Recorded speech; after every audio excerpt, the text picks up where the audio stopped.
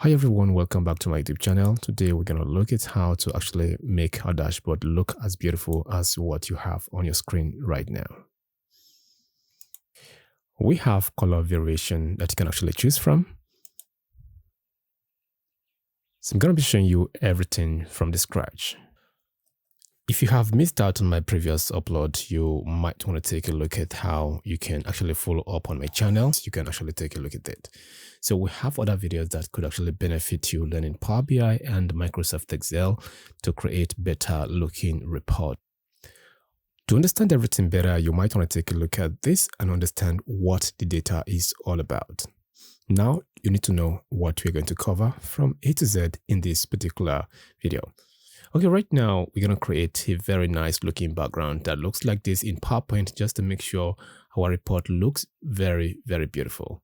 So if you have not actually followed my video before now, so this is your best time to do that. And actually don't forget to hit the subscribe button and follow us step by step on how we actually got this created. So let's do it. All right. In the previous video, this was where we actually stopped. Everything you see right here was created in the video before this particular one. You can take a look at it and see how we have actually achieved all of this. Very interesting, right? Okay, right now what are we about to get into? So let us go over here and start creating that. Before then, let me show you what it is that we're about to get into. As you can see, this is one of the easiest part of this dashboard. You're trying to categorize the age of our, riders into different buckets. Very simple and easy. So how do we manipulate it to create this kind of chart that shows the percentage of a particular age bucket beneath the chart, wherever. So now we're going to create something like this. Let us look at how this could be possible.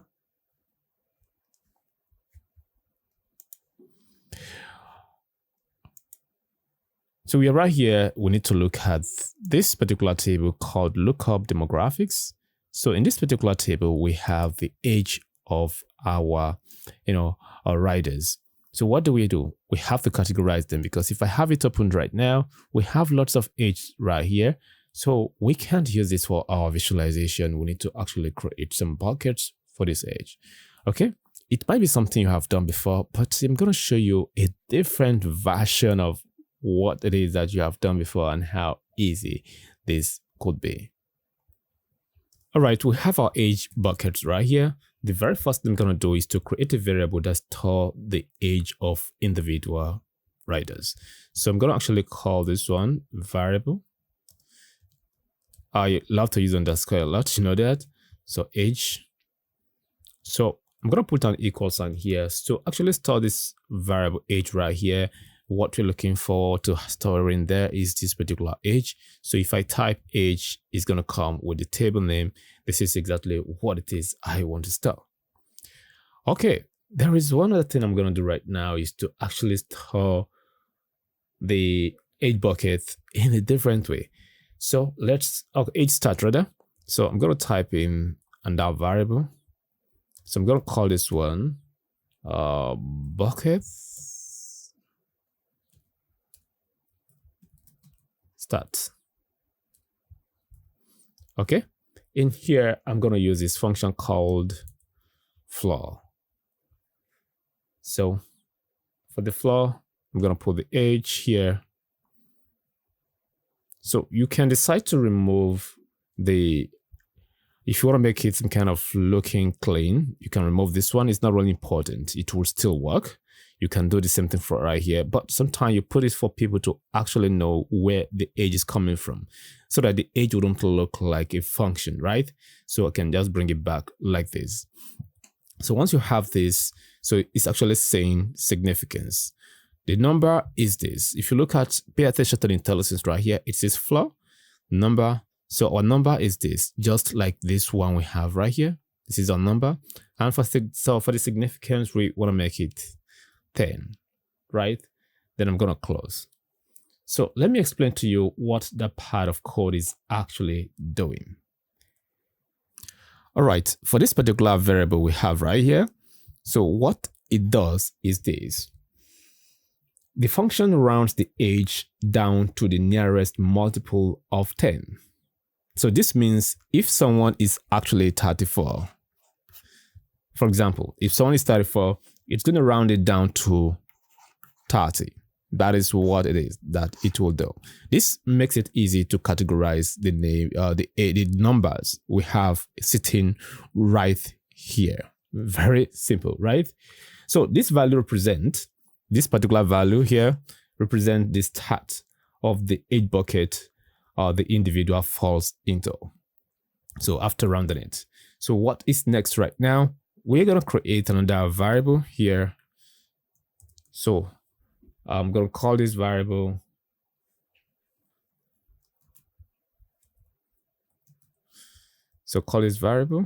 underscore, then we call bucket end. Okay, so equals here. So what we're going to do right now is to use the if function. So using the if function here now. So if underscore bucket starts here is greater than equal to 70.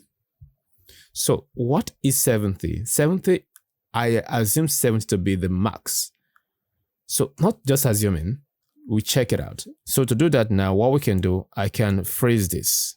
How do you freeze that? Highlight it, your control and the slash on your keyboard actually comments this out for you. You can hit your enter.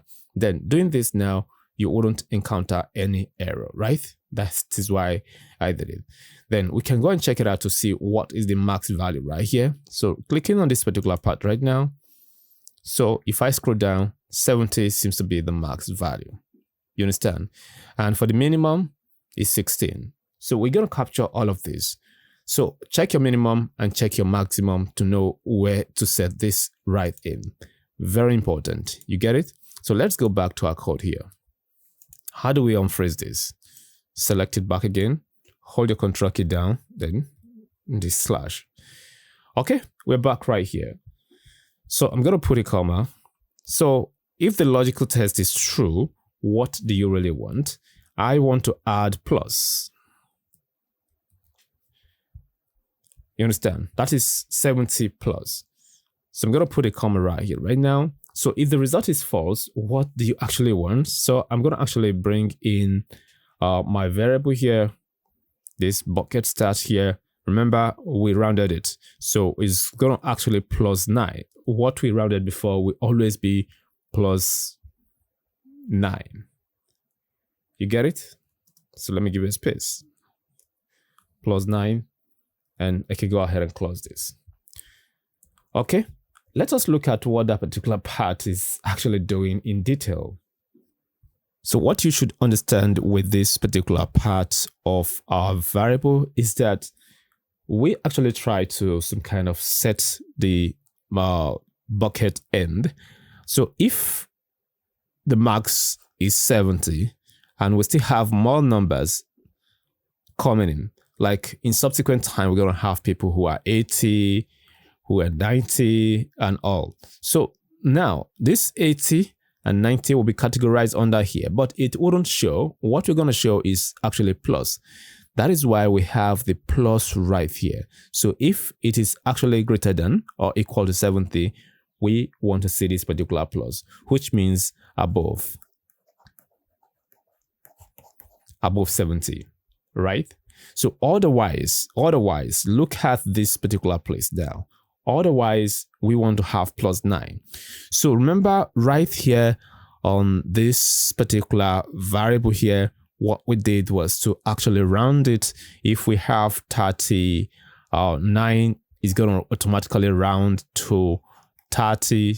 And for what we have done here right now, so it's going to be 30 plus 9 is to bring back our 39. You understand? So for example, if we have 54 here, so 54 is automatically going to round. Definitely we're going to have this off and we're going to have 50, and the plus 9 that we have done right here is going to give us 59. So very simple. Don't worry, as soon as we are done, you're going to understand everything. Okay, let's move on. The next thing we're going to do right now is to actually return our variable. So let us see. With the return function here, so what we're going to do now is to use the if condition to get this done. So under the if condition, we are going to use the bucket start here. So if the bucket start is greater than or equal to 70, so what we want now is to actually say, okay, if that is the case, we want to do this. So to be 70 plus. Otherwise, if that is not, so we need to do concatenation here. So we're going to do concat. Oh, sorry, I did something weird here. I should have closed this, then comma. So that is concatenate. Then what am I concatenating? Underscore the bucket start. So comma.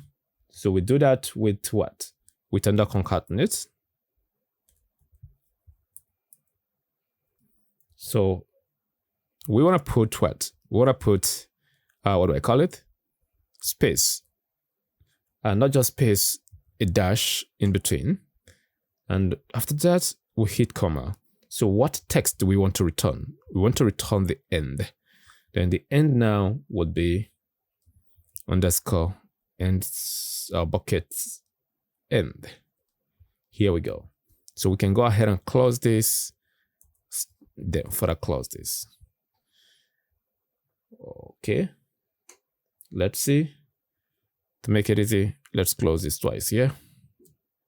Now this closes for our if you look at it here. So let me hit my enter key. If there is no error, we should see the results we are looking forward to seeing right now. Okay, I think there seems to be an error somewhere. So it's returning the same value all through. Let's check it out.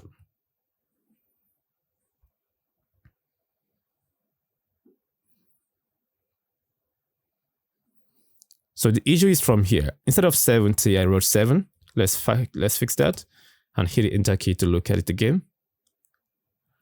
Oh, it worked. So now we're going to take a look at what we have done right here and look at it in detail. So I'm going to do this and just select this one here and click on OK. And this is what we have. So here we have 19 is actually in the bucket of 10 to 19, 16, 10 to 19, 18, 10 to 19. So if you want to check it out, just do this. Let's go for 30 and click on OK here. Let's look at what we have on 30. This is 36 here.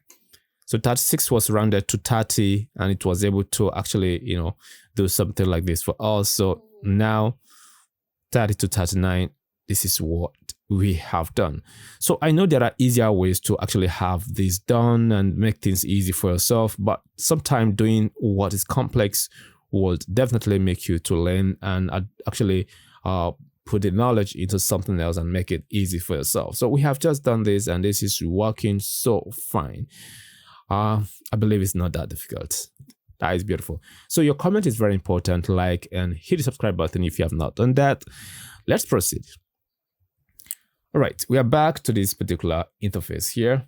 So it is time for we to use this for our chat. All right, so what kind of chat are we looking forward to using this with? So I'm going to pick up this particular chat right here now. Okay, bring it over. Can do this to put it on focus. So we can just go ahead and click over here. Then here we have the 8 bucket here. So we can go to a calculation and select the total riders. So here we have our total riders. Let us deselect the filter we have on this. So here we go. As you can see, we have almost achieved something like this, but we just have few steps to go. If you look at this one beneath it here, the label here, the x-axis, so we have color and we have percentage as part of it. And let's do it together. Now, this is not normal. This is the normal one. So what we have just seen previously is not the normal label we see. So the very first thing I'm going to do is to actually create something called a blank measure. So for my blank measure, I'm going to right click over here and go to new measure, and I'll create a blank measure here.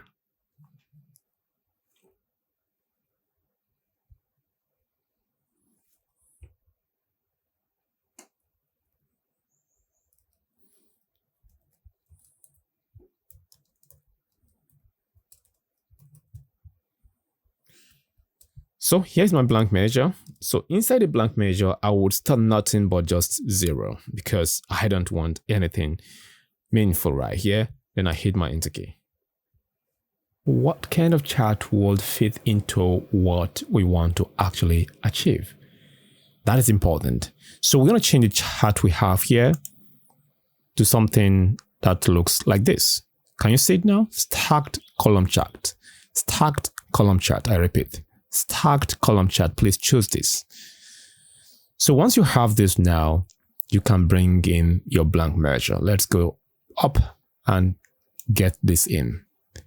So we have this now, and it's not showing up or it's not adding up to anything right here. So what I'm going to do now is to actually take my blank measure and what do I do?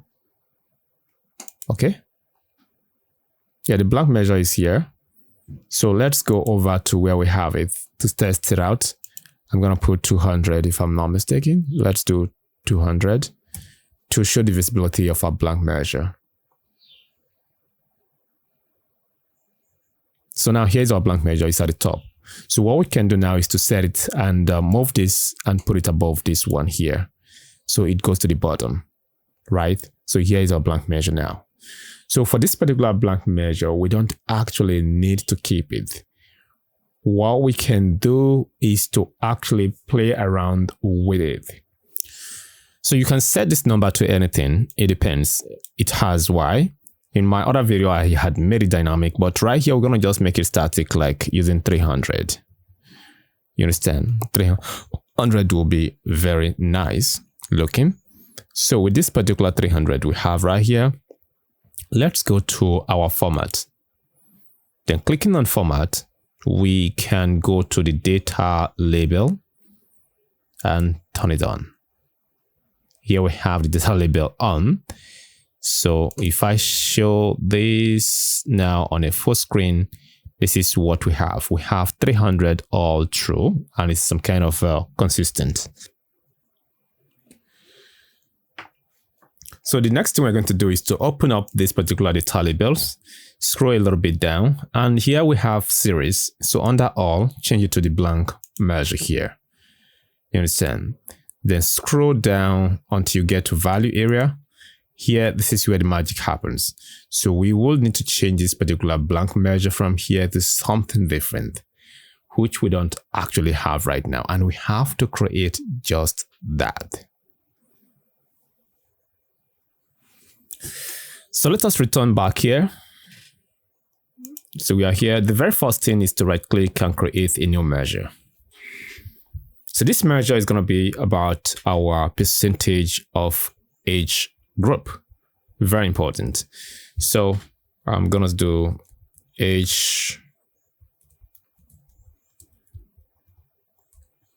groupicity for percentage, right? So once we have this now, what next we can do, you know the drill already. So you can just use simple function, the divide function, to have this done. So with the divide function, we want to actually go ahead and say, okay, our percentage for total riders here, or our total riders. So we're going to divide that by the calculate. So because while we're using the calculate function is what is going to change the filter context, right? So we want to restrict filter from our age group, whatever. So now what we can do now, under the calculate, we calculate this total, the same total passenger here, or total riders here. And we say, okay, now I want you to remove what? To remove filter from here. So using the all function, the all function is a table function that helps you to remove filter. And we have it right here. We actually locate the age, bucket right here. We put it in and we do this. So to people who are very, some kind of, let me just close it over here. So to those of you who have seen the practical of this, what will happen now is that this will return the grand total. This part of the calculation is going to return the grand total to divide this and give you your percentage. That is what it does. I don't need to show you in the table format. All you have to do, you can create this and try to show it in a table. Put in age bucket, put this particular, this one here right into it, and you'll see what it looks like. Specifically without this particular part, just copy this particular part, create a new measure, have it inside it, commit it, and take it there. You'll see how it looks like. It's going to give you grand total all through. Okay, now we have gotten our percentage created. So I can format it. It's optional because I'm not even going to need it ordinarily. I just have to use it in under measure. So with this created, the next thing we're going to do right now is to actually create our age label. So to create our age label now, what do we do? I don't have to create multiple measure for this, but if you want to do that, this measure is going to be separate, right? So what if I just come over here now and change this one? Instead of age group or percentage, I'm just going to say age group label, right? So, and over here, I will store this inside a variable. So this variable is going to be called underscore age group PCT for percentage. So this is not properly formatted. I can just highlight this part and your tab key will help you to move it. It indents it very nicely. This is what it is that you should be looking forward to doing. Learning how to format is important because it's going to make your code to look very clean and readable. Okay, with this now, we are about to get into the main work. So we need to create a new variable. Make sure your variable is in the same line. So under variable here, so underscore, we are going to call this one y axis. Yeah. So we're going to call this one y axis here. So equals. Okay.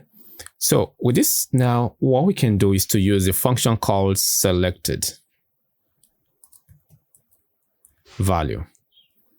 So if the selected value, so for the selected value now, what is it doing? We want to check what is being selected. Although we are not going to select anything, but we want to check what filter context are we seeing, what value do we have right there. So if that is the case, you want to use that to actually set up a percentage and do some crazy stuff.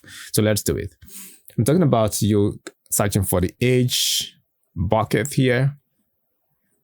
You will know why this is happening in a jiffy. So with this now, we can just say, okay, we go down. So if we have found out our selected value, what next do we want to do? We create a new variable here.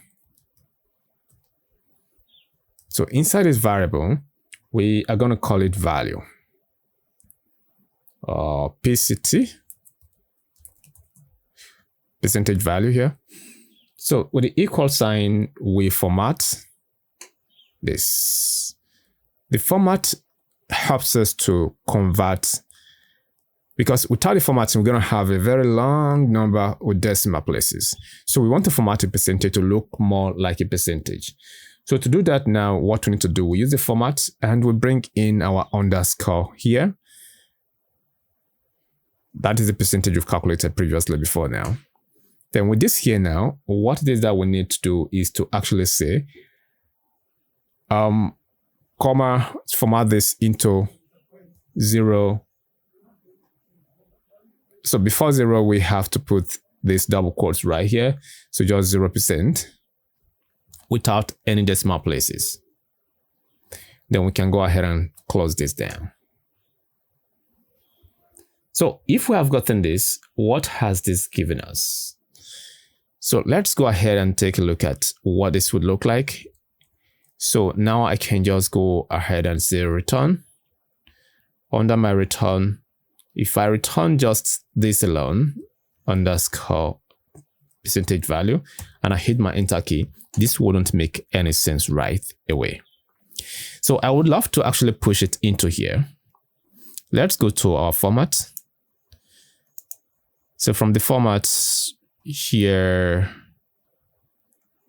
here's the format. We scroll down to this data label, scroll down, go to the value area, scroll down, and choose this. Now we're gonna go for age group label. So what do we have here? As you can see, we have the percentages that are peculiar to every single age group. But in real life, we don't want this because we're going to turn off these particular age groups right here off. So how can we make sense with this and include the age group with this one here? Very important. Okay, to have that done now, before we, I think it's going to be under return here.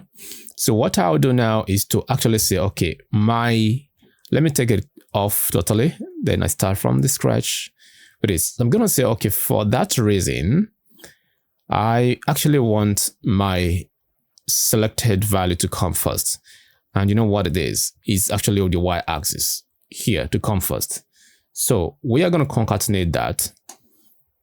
So using a dash as a delimiter, so under ampersand here, so we actually join it with this particular percentage value right here.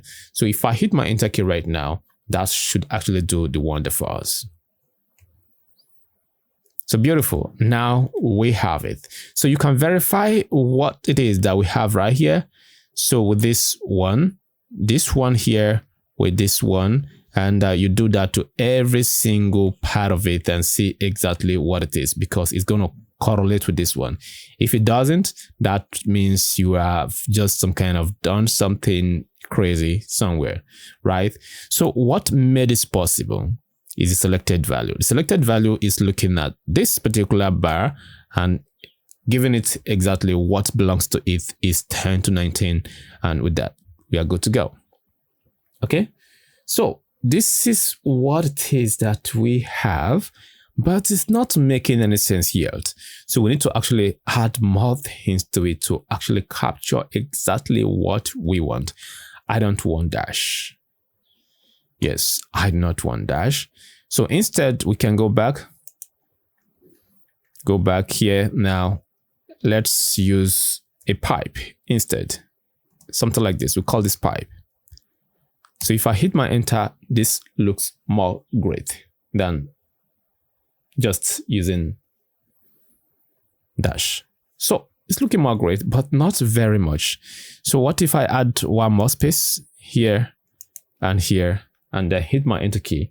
So what are we going to have? So it's made a lot of sense right now. Okay, so I would like to actually use for where we have the highest. Let me show you what I'm talking about. I'm going to step off from here.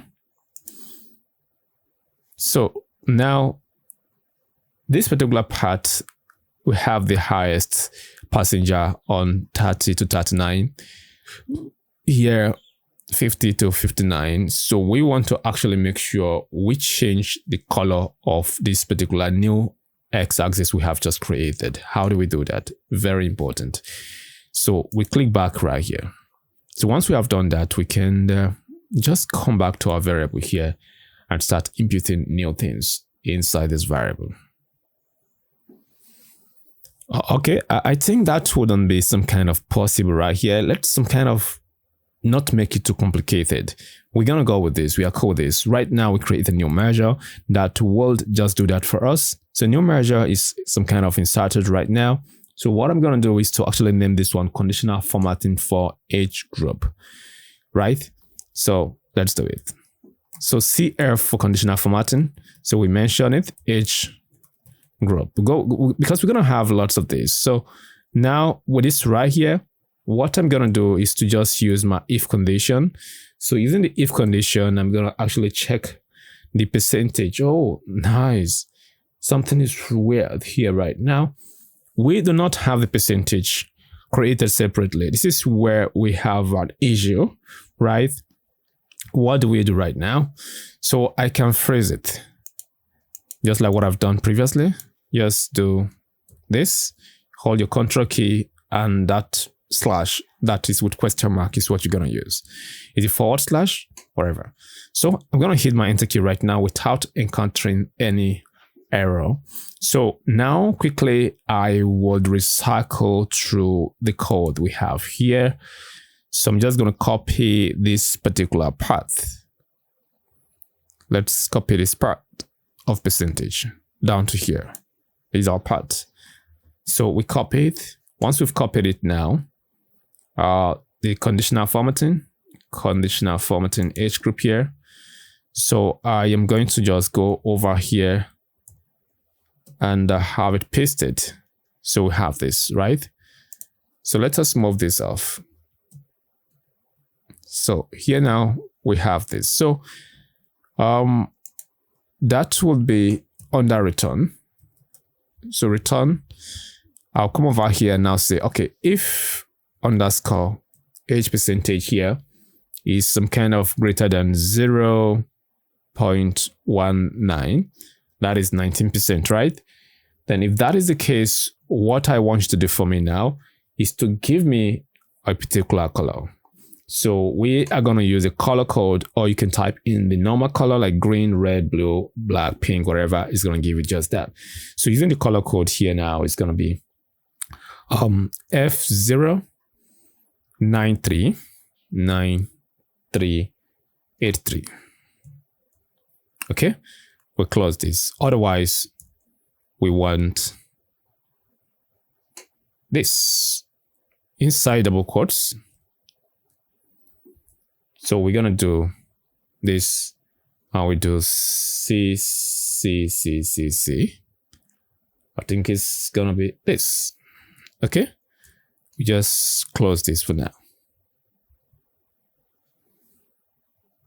This C here is into six of it. Okay. I hit my enter key. Let's see what color we have selected. So we have white color, and we have something like a pink color. The pink color is this particular one. You can change it to anything you really like, but this is just the color code I want to use. All right, with this now, we can go ahead and create a conditional formatting for this. Okay, how do we make use of it? Make sure you have actually committed this. Then go over to the format area. So once you're at the format area here, we can locate data labels. Then you scroll down, make sure this is selected, this measure is selected. Scroll all the way down, click on your value here, and scroll down a little bit. Now for the value for the data label you have selected, just click on this FX right here. Once you have done that, you are going to have this up. Then change it from here to field value. Then click over here and select your conditional formatting we have created for age. So this one here, if I click on OK, this is what we have. Okay, for sure, it doesn't look beautiful. What else? But it has given us what we want. So we have some conditions on these three here, which means they are above 19%, right? So if you look at it now, it's 21, 49, 19, 19 and 22 here. You get it now. So this 19 here is 19 point something. That was why we have it this way. Okay. Then what else do we do? We need to actually shut this color down, right? So let's see how we can achieve that. So we can remove this now because we have gotten what we wanted, right? So if I just go ahead and let me show you nicely. So with this, I can go over to here, I click on column and I select this blank measure here. Here is the color. I can choose white color that matches this for me, right? So because we're going to be using dark background, so if I change my background from this now to something dark, let's click over here. So we go with a dark background. I'm going to take it up to this. So we still have this on white. I can go over here and remove this background from here. Okay. Now, once I've done that, I'm going to go over here, scroll down a little bit, and we turn this one to the same dark background we have used. Now this one shows up. So if you look at it now, we have double labels. We have double label on this. So we need to remove this. So quickly we click on the X-axis here, and we turn off the title. We turn off the value as well. So for our X-axis, we don't even want it at all. We turn it off. Our chart looks more clean now. You can see. So this is exactly what it is that we have right now. So select the color that matches your background. That will give you this. That is what you can do to actually have this kind of thing created. Otherwise, you can do 100%. So with 100%, what happens? It removes the background for you totally. If we are on white, it wouldn't show anything. So we take it to 100%, no background at all, no black, no white, no any other color. As you can see, this one pops out very well, right? So for the time being, if you want to change this particular one, what you can do is to select this and change this one here. And this gives you this, and you can select any of these that you really like. Can you see it now? You can just select random colors from here to be used for the time being. So this is what it is. So you can minimize to make it a bit smaller, right? So here we go. So this is how we got this particular one created. And the same thing we have done here is what we're going to do to other part of our dashboard. Very simple and easy, right? This is looking weird right now. Let us return it back to the white background for the time being. So remember, we're going to format our background after all, but for now, let's keep it simple. Okay, the next thing we have to do right now, there are no much work on that one. That is actually showing our occupation. So we go ahead and create a chart, and the chart will be this particular chart right here. Can you see? Stacked bar chart. Previously, we have used clustered column chart. Right now, we're going to use this stacked bar chart right here. So with this here, let's kind of drag it. Doesn't matter how this is aligned for now, because we're going to actually create a very nice formatting and create something beautiful after all. Okay, so we go and get our total passengers here. Then from there, so we locate our occupation. Here we have our occupation. So we have all of this. So we need a blank space for this. Do we? Seems this wouldn't work because this is going to be something different from this. We are not trying to utilize this particular part here for our new creation. Instead, we're going to use something above this particular bar. So why don't we choose this particular one here instead? Oh, this one will be better a little bit.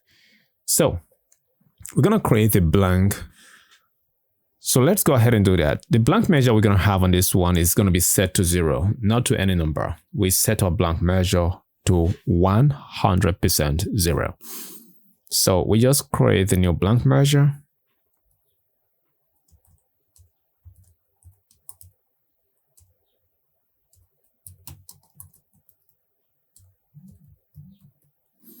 So the blank measure is going to be equals 0. So I hit my enter key.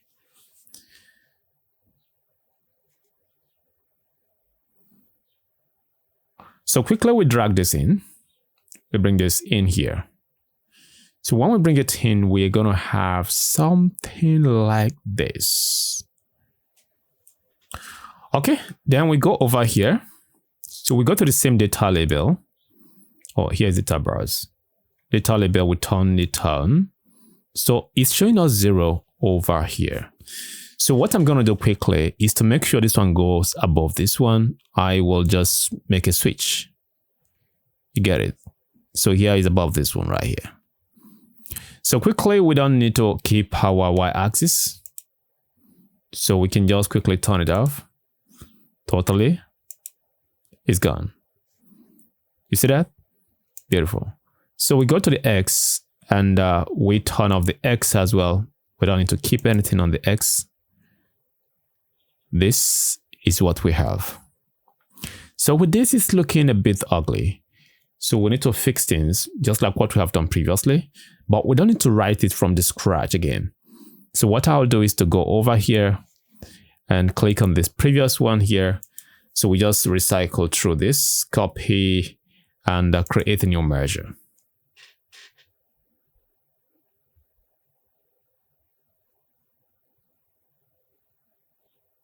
So we paste this over here. Now for the occupation label now, we're going to add more things than we have in the previous one, which we just copied and pasted right here, right now. So the percentage is going to be different. It's not going to be this one. So instead of we removing filter from this, so we're going to remove filter from occupation. Here we go. Another way to have this done is to avoid this kind of error, you can remove filter from lookup demographics without even specifying the column. Then it to remove it from other columns. So when you push other columns in, it will actually keep the existing, or percentage, whatever. So now we have this. Let's just go with this. So we have to close our all here. Then we have achieved this, right? So I wouldn't like to see age. And the group here, things has changed. So what I can do now is to change this. Okay, right now we need to change age group percentage to occupation percentage. And we have used this particular variable somewhere else. We can change it all at once. All you have to do is to select the first one. When you select it, it highlights this one. Thinking if you start typing now, it will become no, nothing happens. This particular one is still the way it is. To do that particular kind of thing here, what you do, Ctrl+Shift+L would help you to select everywhere you have this variable age group percentage used. Then you can type at once. So underscore. Now it's typing here at the same time over here. So we're gonna use occupation. PCT for percentage. So what did I do? I told you if you want to do that, what you do is to select that particular variable or anything at all, hold your Ctrl+Shift+L. That will help you to select it at the same time, anywhere you have it used. You can make changes to it all at once. This is great, right? Nice shortcut. Okay, we have achieved this now. Will this make any sense yet? Not at all. So we have to change this particular place where we have used age bucket into what? Into occupation. So here we go. So we have our occupation used. We're going to close this one. Okay, for the time being, let us look at what we have here by hitting the enter key and take a look at what it is. Then we can come back and format it. Oh no. We actually flopped. We just have to change this one from age group to occupation.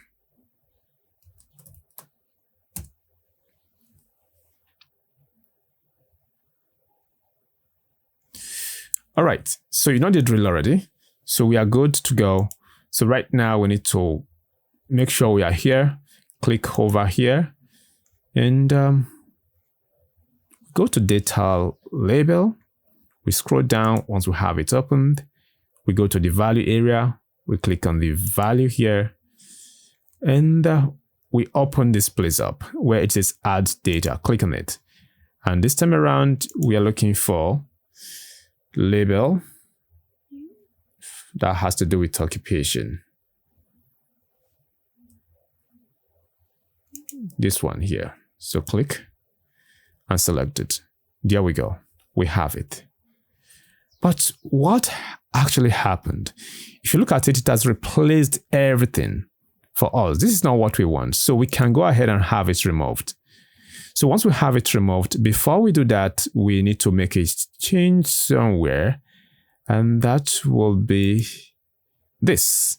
So under where it says series, make sure you point to it, which particular one to be changed. Where we have these numbers, those numbers are going to be constant. We love it this way. We don't want to change it. If you actually apply it to all, it will be applied to everything. So for that, be very specific. Select your blank measure. Then let's scroll down now. So let's go to value. So now we have the blank measure showing up right here. So we can click on it to change it. Click over here. Now we can actually get the label and select this one. So it doesn't affect this one. The number is still there for our occupation, total percentage, but we have the y-axis right here, right now, which is great, right? So you can go to the bar. You have your bar right here. So this is it. You can change the color you want to change. It wouldn't affect anything. This is exactly what it is that you need to know. So is this one really enough? I guess no. Let us look at the finished product and come back right here and create something just like that.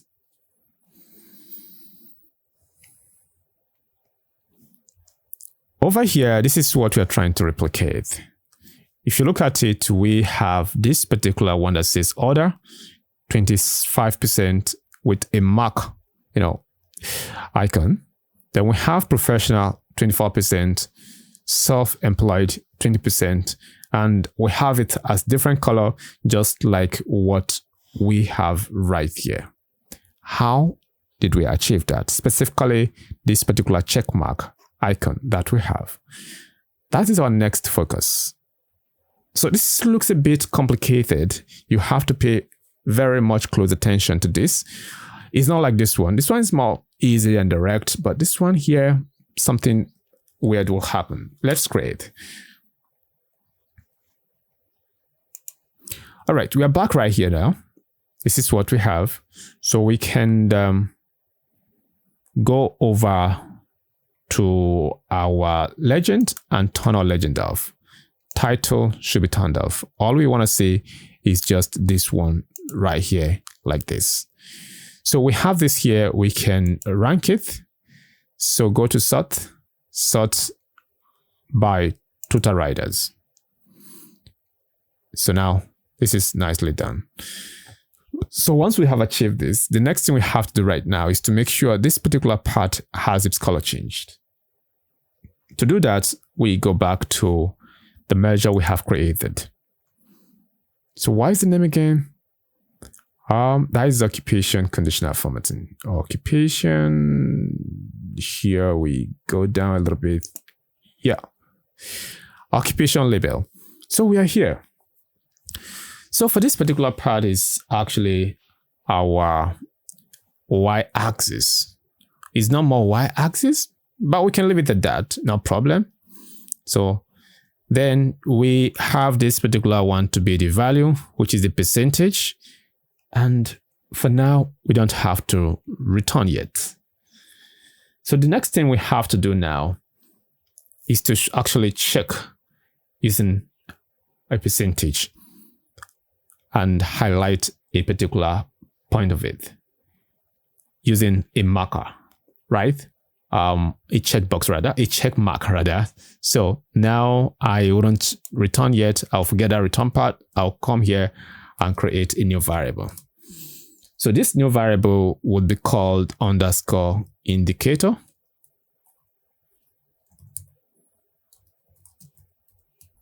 Indicator. So this indicator here, how do we do it? So for the indicator, it's going to be equals, and we're going to use if to check. So if the value is above 19%, which is 19.5 will fall in the bucket, 20 and above So we want to actually create a check mark, which means we have high numbers of passengers on those particular occupation. So what we're going to do right now is just to check for the occupation percentage. Here we have it. So if it is greater, so if you want to include 19, you have to do greater and equals. But right now, we don't want to include 19. We want to take it off and create a different buckets. So 19 is going to fall under the lower percentage, right? So 0.9, a decimal percentage. Then if that is the case, comma. So what do you want? If this is the case, inside double quotes, you want to have a check mark. So your Windows key, the full stop, will actually do the magic. So you're going to have this up. So in most of my videos, I've shown you how to get this. Even when I create my dashboard with Excel, I always show you this. You don't have to go to external website to get this, but if you want to do that, it's cool. You can just get it right here. So go ahead and click on this. You have just inserted the check mark. I said your Windows key, hold the Windows key down first, then your full stop. You get it? So that will give you this. So if you can't find this right here, it's under this particular emoji here, not under this one, not under this one. So the symbol under this one is going to give you this very one here. So we can close it now and close it, because anything that is not a function is a text. So we have to make sure we surround it with this particular code for Power BI or DAX to understand what it is that we're trying to convey. All right, with this one right now, what we need to do is to actually, show our indicator as part of it. So I'm going to come over here now. So we do, I'm going to close here. So we come over here now and we concatenate again using slash or pipe rather, using this pipe. And we bring in our indicator.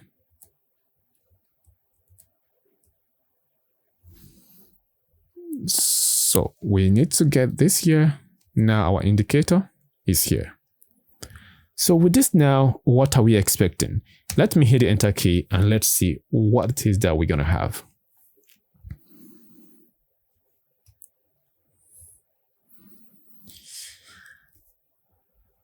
Okay, let's just take a look at it. I told you something weird will happen. If you look at it, it worked very well. It worked 100%. But can you point out what it is that is wrong with this? Something is wrong somewhere, and we need to fix that. Just look at this particular part. So look at this, and tell me what you can find. So as you're checking it out, hit subscribe button if you have not subscribed, and as well, the like button is very important. Then if you can share this, is very important as well. Just go ahead and leave a comment if you find anything before we fix it. Okay, you did not find anything, right? I will tell you, I found pipe, this here, on the part that does not meet our specification of a check mark. So right here, if we find the pipe, it's going to divide the percentage between, it's going to give a pipe between percentage and the check mark. It happens here. It happens here as well. So look at this here. It's confusing.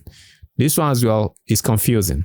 So this one as well is confusing. How do we do away with all this?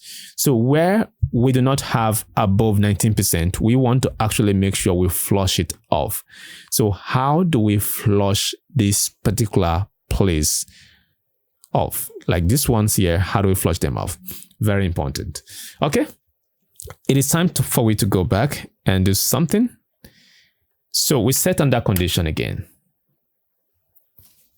So what I'm going to do now is to actually create a new variable.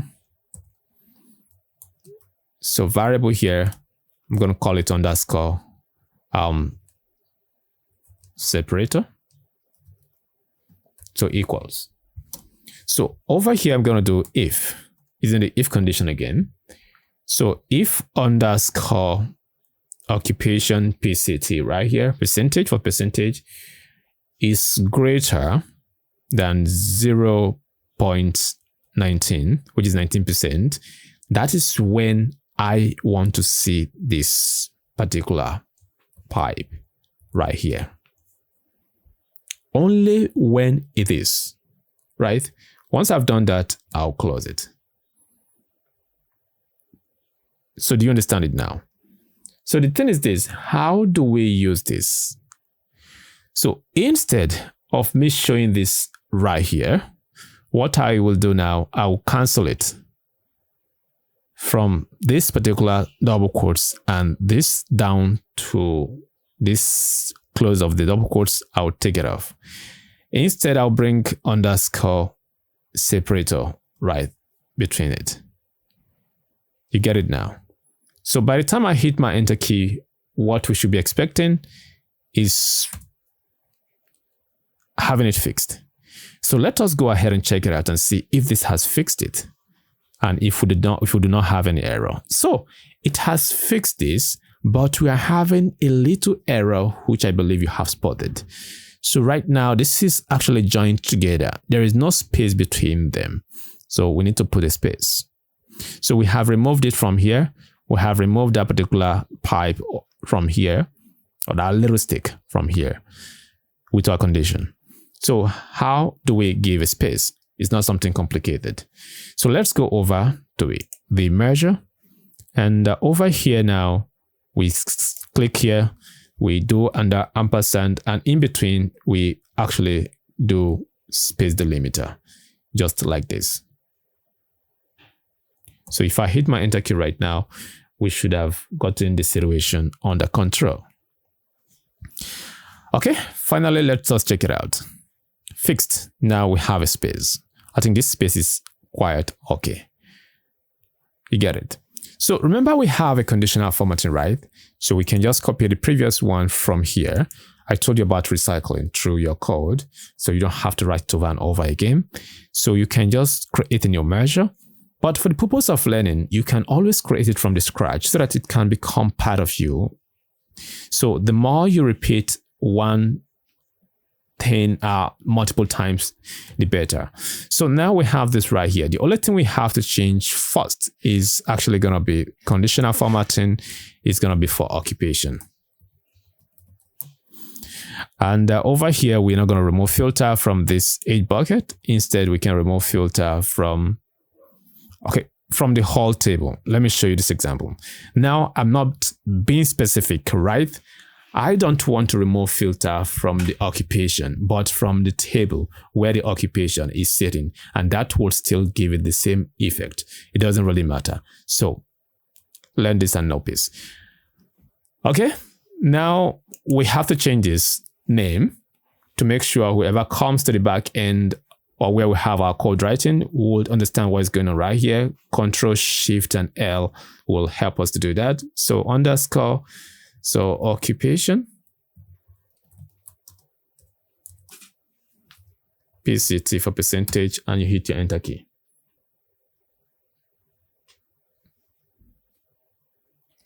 Okay, we have it already. The next thing now is to use it. I hope you remember how we did it the other time. So click over here. I'm thinking let's some kind of make this disappear. Click on column 1. It will make this disappear in no time.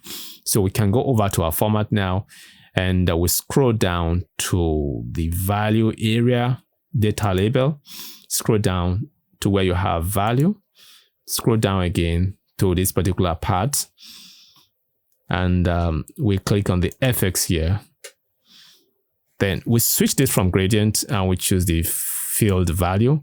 We go ahead and actually select CF, and we choose the one that is peculiar to what we want. That is conditional formatting for occupation here. Then we click on OK. So it has affected it. So don't mind if you can't see this rightly, because of the kind of background we're going to use. That was why we actually use this particular color. Once that time comes, everything will appear in a very nice way. Okay, this is what we have. And this is what we are looking forward to seeing. This is exactly what it is.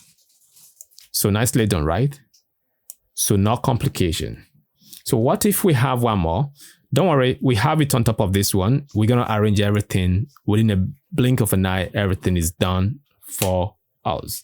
So I want to check out the route and create a chart for it and do something like this, but in a more speedy way without having to some kind of waste too much of our time. Let's do it. So I can decide to use this same one here. So what I'll do is to copy. When I copy, I will paste it and I'll shift the one I've copied right here. So I can maximize it now. So if I've done that, what I'm going to do now is going to be crazy. I know. So I will just come over here.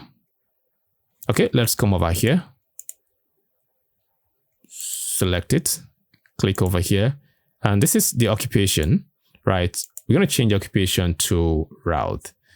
So we move it to this particular here. So the route name. So now what is going on? Let us look at it. We now have 100% everywhere. That was because the filter context we have actually removed. We removed it from the demographics, right? And right now we have a new table right here. It's not going to work. It will restore back the filter context and it will affect the percentages you have created and everything will be messed up. Okay. You just said this. How do we fix it? Oh, that's a great question if you just asked. So what you will do now is to come over here and we are going to recycle through our occupation label right here. I'm going to actually go ahead and copy this. This is more better and advanced than the first one. Do this. So copy and create a new measure, push it in and paste it. Then make just that little change.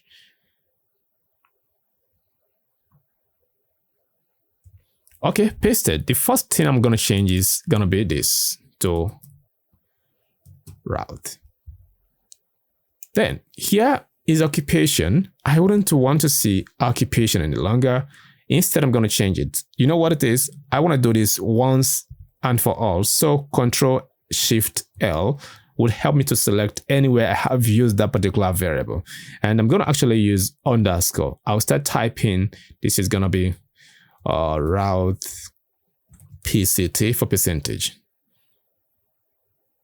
So what if I want to use capital letter here? So this is more better. So I've done that. So quickly we have to change this particular part as well. So I can remove from the whole table and it will work. Then I would come over here again for my selected value would be the same thing. But this time around, I can't put the whole table right here. I need to specify the column I want to use. So this is the column here. So the only time you actually use that particular table alone is when you want to remove filter. So you can remove filter from the whole table existing in your model. Like, what am I saying? The whole dimensional tables, you can take off filter from it using the fact table to do that. Then if you want to remove filter from all the columns of a particular table, you use its table name. That is just a simple English. All right, we have this. Will this work right now? Let's find out. I'm going to hit my enter key. But remember, we have not used this yet. We wouldn't see any changes yet. Okay, once this is done, we are going to go ahead and use it. I hate using small letter. I'm going to make it uppercase. Okay. All right, let's go quickly and fix things we have messed up with. So we have 100% here. The first thing we do is to click over here. Oh, here. Then what else? We go to data label. We're still going to use that particular blank measure. We don't need to create a new one. Then we scroll down to value here. Make sure this is selected. If it is on all, it will be applied to every single thing right here. And we don't want that, right? So make sure the blank measure is selected. Though, for now, let's check it out. Oh, sorry. The value. Occupation is here under the value. That is occupation label. Now we change it to something different. So I have removed that, and here we have 0. So if I go ahead and push it back in, what? Go here, and I use this label. I'm trying to search. I'm looking for that word in my head. So route, it worked. Fixed. 100% fixed. So what is still wrong? Why are we having the same color all through as if all of them are some kind of above 19%? Okay, is that something we should fix? Yes, of course. Okay, let us quickly fix that.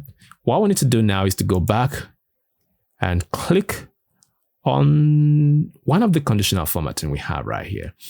Where the heck is it? So just use your CF to give you this. You click on this, and we can do Ctrl-A, Ctrl-C to copy, and we create a new measure over here. You can see when recycling through this, it's make it very, very easy. You don't have to write everything from the scratch, but you have to spend some time writing the first set of your measure. So we have this here, right? So the first changes is going to be this one. Then the second changes now is going to be this one here. Ctrl-Shift-L. Then it will be route PCT. Okay. Now, instead of this one here, we take it off from the table name. We close it. So, do we need to do any other thing? No, not at all. So we can hit our enter key, and that problem has been solved, but it wouldn't change anything yet. Yes, of course. We have to make sure we go ahead and change the conditional formatting we have. So we scroll down. Where could that be? Under here, scroll down. Under value, scroll down again. Now we go here and we change it from this to this particular one here. And once I click on OK, that would fix it for me. Automatically, it has worked just like magic. You look at that. This is what it is that we have.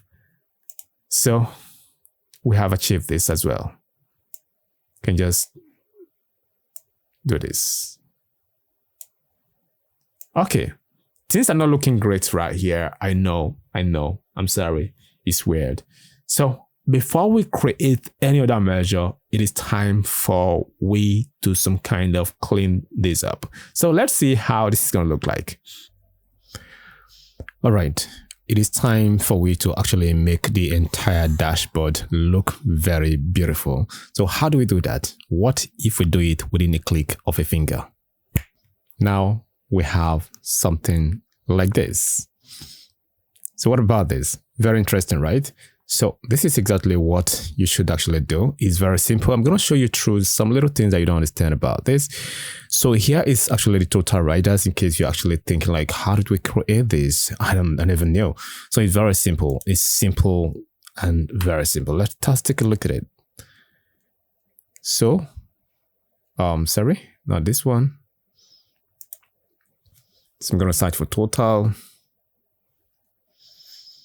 passengers. That is going to be this one. So all we did was just say total riders in bracket passengers, the sum of the numbers of riders that we have, and that gives us this particular number. So what about this one here, average rider per trip? So for the average rider per trip, we can search for there. So AV, so here we go. So what we did was just to actually do the average by dividing the total riders by the count rows of how many transactions we've had over time. That gives us the average. Very simple, right? So now we have some couple of, merges to create. Not really complicated though, but something very simple. And I feel like it should be here and we should do it together. Okay, now I have this one inserted. We're going to create the measure that will actually, fill that. And what is that measure all about? So maybe you want to take a look at the whole KPIs first and decide like, I want to watch this.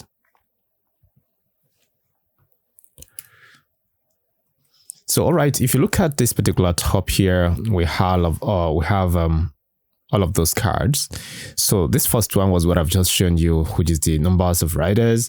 And over here, we're looking at the average that we just seen.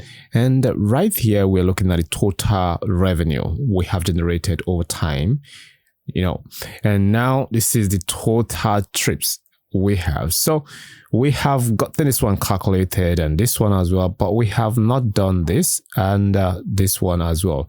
So how do we go ahead and actually create all of this? Let's get into it. So we are right here. The very first thing we have to do is to actually insert a measure, which we're going to do right away. New measure.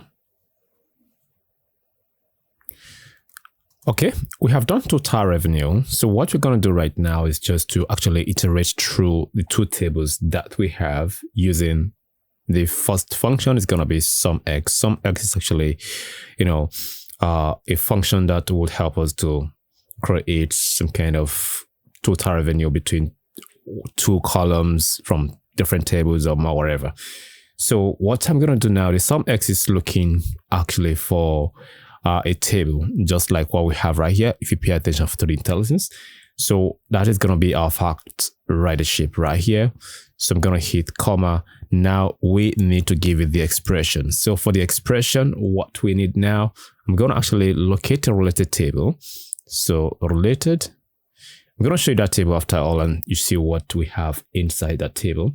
So this table is called lookup routes. Right? So we have the trip fee right there. So if I just type in trip, so we have this. So I'm going to multiply this one now by what? By the numbers of trip that we have made over time. So you get it now. So this is exactly what we need. So I close my related. Oh, I think I flopped something here. My related should be closed over here.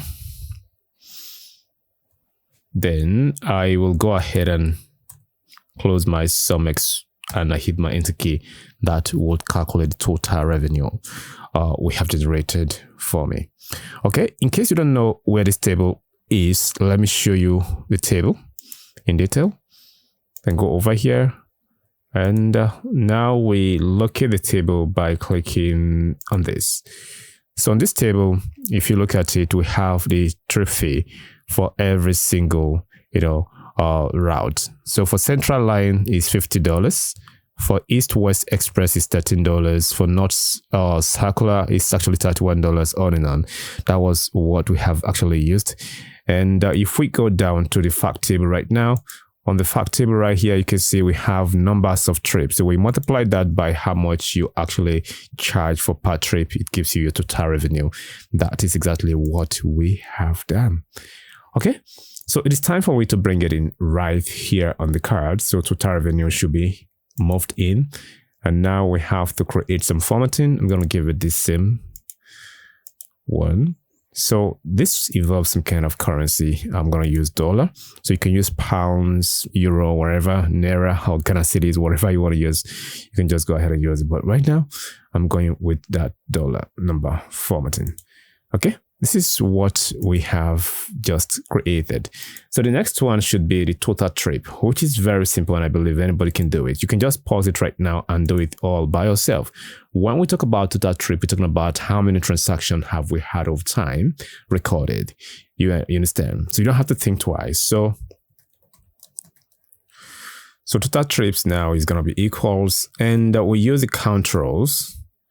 So using the count rows, we count the fact table. The fact table is our transactional table. In a sales data, we call it sales table. So you can just call it transactional table or fact table or sales table, whichever one you want to call it. That actually contains your daily transaction with multiple rows duplicated over and over again. It's a bit different than that of a dimensional table that has unique value, all that. So just go ahead and close this and hit your enter key. Now let's see what we have. So we're going to drag this into this card right now. It's not really much. I'm still going to give it the same formatting. Then we can see what we have here. Now here we go. This is exactly what it is that we have. So we have actually completed this particular KPI, or we have one more thing to go. And what is that? That is the average. When I talk about the average, I'm talking about the average age of our, our riders. Maybe you call it passengers. So it's very simple. Just the average function, and you average the age column, and that is all. So let's just try it.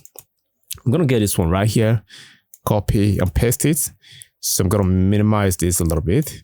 So I'll drag it down to this level here. Keep it somewhere around here for now. Then we go over to this part and we quickly create a new measure. So here we have the average passengers age. So what we just need to do is just to use the average function. So with the average function, we just have the age column right here, not the age buckets. The age buckets is not more numbers, but it's now a text because we have interval and we have a dash in between them. So it has to be converted to text. So you can't average it any longer. So now we do this and we hit enter. That actually creates the total average of our, passengers for us or riders. So I'm just going to remove this total trip right here. And I'll go for the average. So the average is this. We're going to round it up and we do 0 over here. Once you hit the enter key, that confirms it. So we're going to have 43 approximately. That is it. So quickly, I'm going to come over here and turn off the data or category label rather. So turn it off. We don't need to have the category label right here.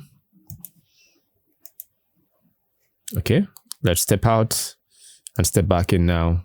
So we should be able to do it with ease. Okay, that is gone. Okay, for the time being, I'm going to tell you firsthand that we do not need to write any DAX again. So it's time for we to create a very nice, beautiful report. Now, so what do? It is time for we to use PowerPoint to get this done. And the very first thing I need to do, and you know it already, is for you to go down right here.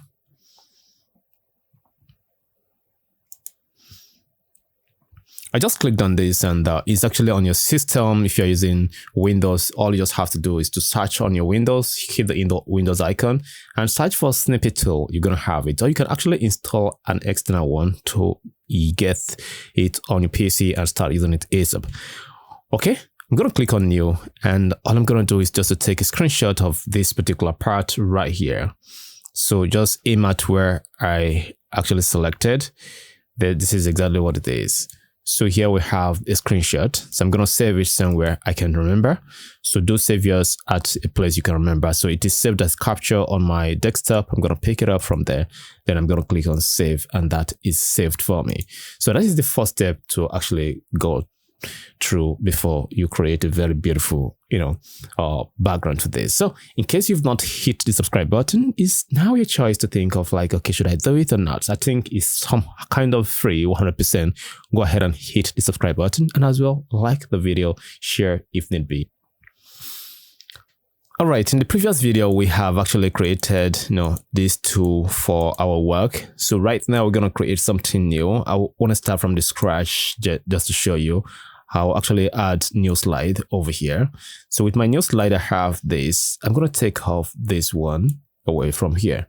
So now we have something blank just like this. So what do we do next? So next is for we to change the color. Right click and here you go to the format background.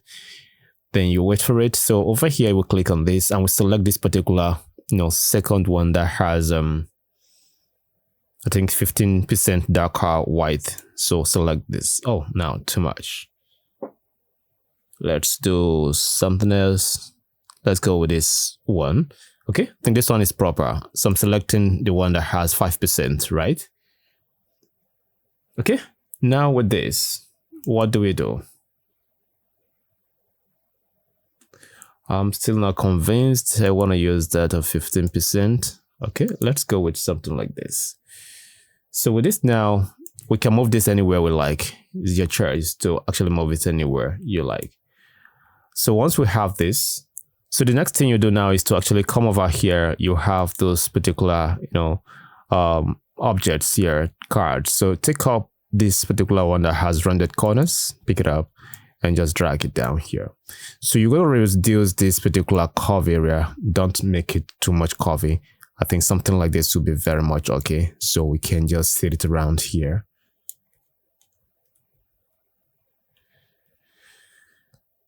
So we drag it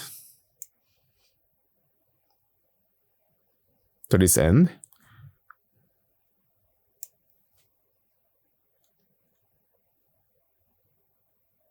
Okay, now we have this. I want to close this particular edge as well. So if you look at it, we have a white space at the top and at the edge right here. I'm still some kind of not really cool with this. Let me just go ahead and use this one that is more brighter, that looks more like white. Then if I click on this now, what I'll do next is for me to actually remove the outline from here. You can see no line. I've clicked that. So the next thing is to go over to format if you're not there yet. So click on align and you align this center and click back on it again and you actually centralize it by saying align center.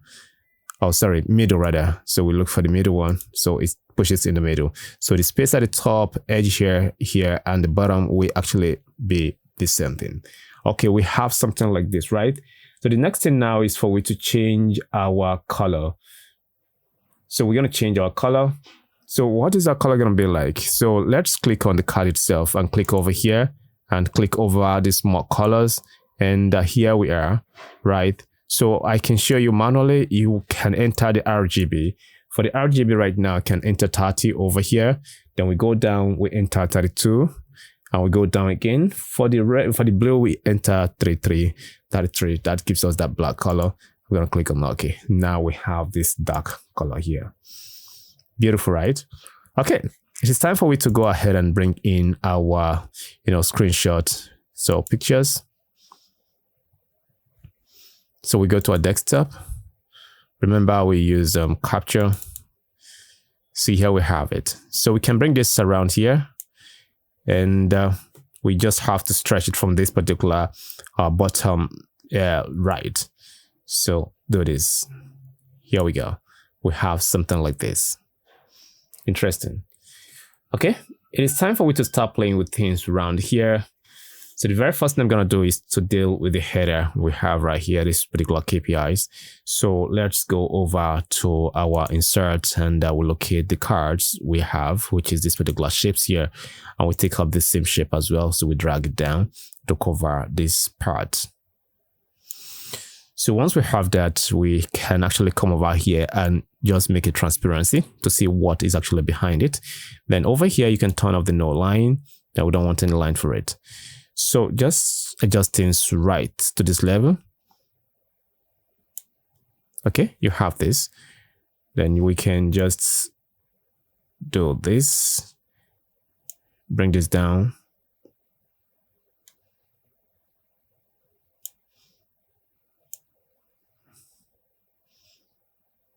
So adjust it until you are very much saturated with what you actually have.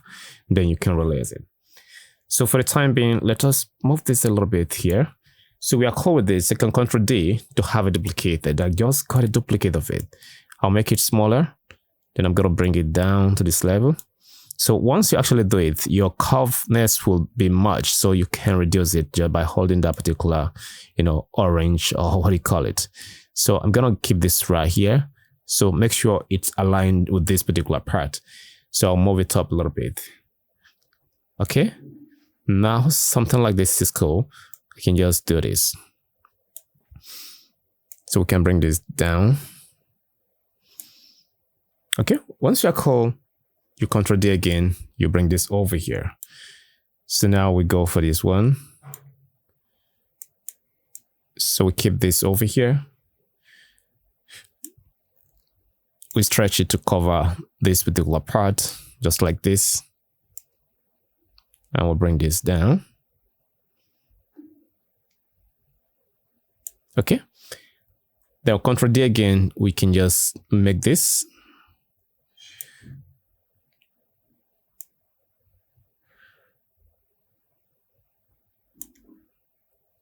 So right now, what I'm going to do is just to some kind of take this up a little bit. And I will do the same thing to make sure they are in the same line. Don't worry about this. We can adjust things later after all, and it will be all right in Power BI. So once we have gotten this, now the next thing is for me to get this clicked and reduce the curveness. I want to remove it. I don't want any curve for these ones. I'm going to take off the curve.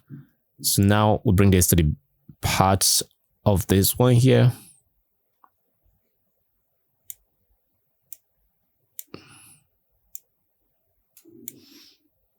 So I can move things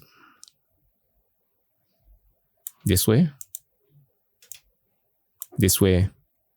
Okay. Now what I'm going to do now, hold this one, and this one, exclude others. So go over to your align and distribute horizontally. So that gives you equal space over here and here. It's very important. Always make sure you align your work properly. That will give you something better. Okay, with that now, I'll just go with this.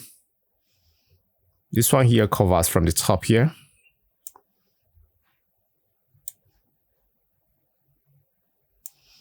We'll do something like this.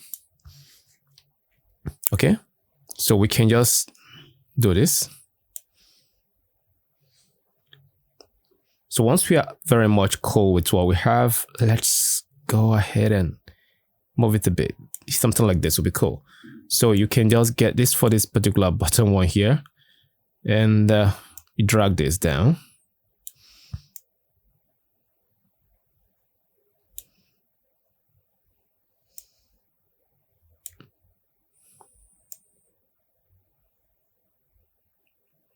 So now I can click on this one, bring it down to match this line, bring this one down to match this line, and reduce it a bit. We have something like this. Okay, right away, we are really cool with this. I just do this. So this is what we actually have. So the next thing I'm going to do right now is to actually click on it and delete it. This is exactly what it is. So you can see something weird happened right here. So the bottom has been covered. Then you can just manually fix things right here. To give it space right, click on this and do the same thing. Click on this one, fix it. So you have to spend a lot of time doing this if you're working on your own personal data. So with this now, we are not really done. So I'm going to highlight every single thing we have right here. Highlight it at once, then go over here, take it back to 0%. And now we need to change our colors. So you just need to go over here and click on more colors. So when you click on more colors, what do you do? So for we to be on the same page, for the purpose of those of you that do not have the hex code, like, it's going to be tough for you. So let us use the RGB to get it down. So here's going to be 38. So the next one is going to be 39. And the blue color is going to be 40. So we have this color. I click on OK. Right? So make sure no line is clicked. And this is what we actually have as a color. Can you see it now? Right? So we have this. We're going to go with this one first. And later, after all, take a screenshot and come back here and fix things and make it much more better than this. But for now, we are going to go with this. The next thing you do is to click over to File. And you go over to Export. Then click on File. And here you're going to use, let's go with JPEG, right? Okay, now this is the previous one.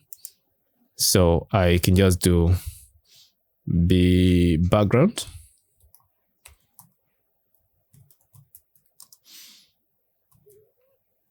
Or two. So just this one. Okay, now we are done with this. It is time for we to head up straight up to Power BI. Okay, we are right on Power BI environment. It is time for we to pick it up. So when trying to pick this up, don't click on any of those objects right here, cards, charts, or whatsoever slicers. Do not do it. Otherwise, you won't see what you want to pick, right? So click on a blank space where there is nothing on it. Then go over to where you have the canvas background and click on it. Then go over here. First of all, put this on 0 on 100%. Otherwise, if it is on 0%, okay, 100% wouldn't appear. You have to put it on 0%, right? On 0%. Then go over here and browse and click over to where you have it saved in. But where did we save it? Can we remember it? Let's try.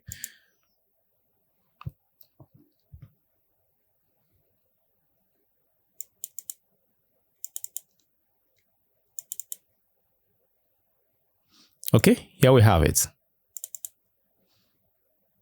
This is what it is, but now it is some kind of looking weird. So we can fix things around quickly. First of all, we just have to click on this, and come over to size and style and turn off this. Oh no, that is beautiful. Okay, what do we do next? Next is to find a color that will match what we have right here. So we're going to look for color. We come over here, we click on this, and let's go with this color. So this appeared to be cool, but what if we use this very first one with 10% darker? This look more brighter. So now we come over to this particular part and we go to align, and we align everything to the top. Now that gives us equal alignment. All right, what about the categorical values? We go right on it. We click on this. Let's go with this. So this looks some kind of cool. Because it's on a dark background, I would love to just do something like this. Nicely done. Right? Okay. So if we are cool with this now, the next thing is for we to some kind of get to this particular part here. And this part and this part. Then we just have to do what? We have to come over here and we turn this off. But nothing shows any longer. This is crazy. So how do we actually fix this? And where do we do that? I think it's right here. So right now, everybody would have the hex code, and we can both use the hex codes right to get this done. So we're going to click over here and we'll click on more colors. And now we are right on the hex code, or otherwise you use the RGB. So for the hex code, I'm going to use E9. So E9, 1D, and 63. 63. Here we go. This is the color I want to use. So from now on, you can just remember this color. This is what we're going to use, right? So if this is this color, is it bright enough here? So if it is not, you can control the brightness here and make sure you pick the brightest one. But I'm cool with this. So now there is nothing on it to show that this is what we are showing. It's crazy right now, but don't worry. Let us fix the colors first. I'm going to click over here and I'll come over to the same place again. I'm going to turn this off. So once I've turned it off, you can see the color now is showing up very well.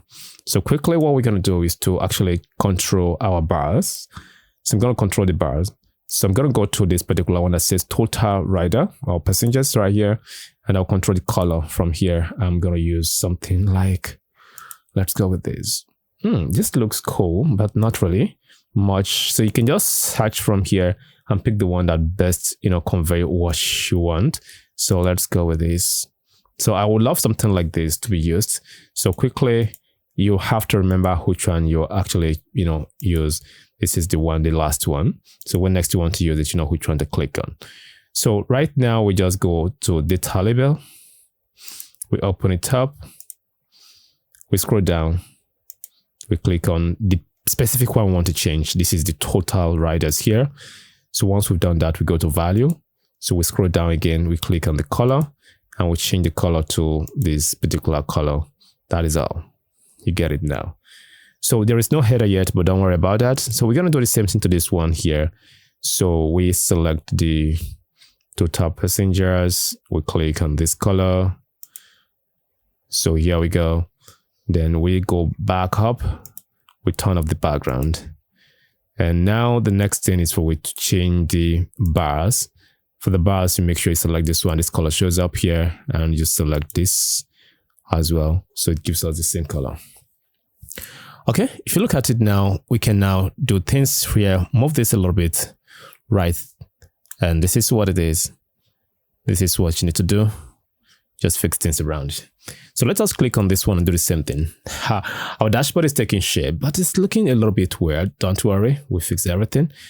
So let's go over to the color part here. We change the color to same color like this. And it worked. Perfectly okay. Okay, now that we have this, what next do we want? Do we really want to rank this? If you want to rank this from highest to the lowest, what you can do now is to come out over here and click on it and click on sort, and we sort by the total passengers right here, and that will be sorted just like this. Something like this look more beautiful. I think I respect this enough, right? Okay, now we have this particular card. We have no name on it yet, so we want to take off the color, but for now we just want to change the font to match this.